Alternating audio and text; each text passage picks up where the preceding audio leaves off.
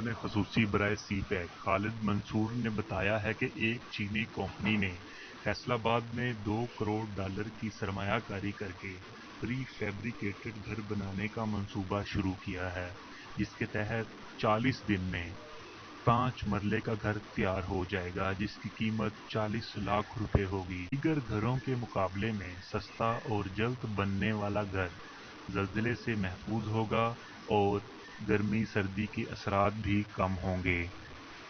CPEC secretariat में सहाफ़ियों से गुफ्तगू में खालिद मंसूर ने बताया कि पाकिस्तान की फैसलाबाद इंडस्ट्रियल जोन में सरमायाकारी करने वाली चीन की 8 कंपनियों के सरबराहान ने वज़ीर आज़म इमरान खान से मुलाकात की और खसूसी इकनॉमिक जोन में की जाने वाली सरमायाकारी की तफसीलात से आगाह किया।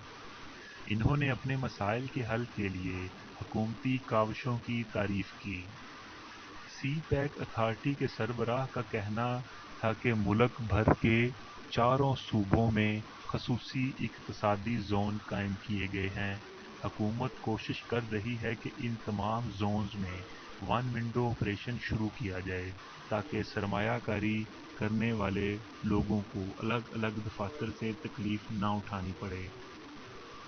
इनका कहना था कि खसूसी इकनॉमिक जोन में इंतज़ामी कंपनियों को मुकम्मल बाअख्तियार करेंगे ताकि सरमायाकारों के मसाइल मौका पर हल हो सकें।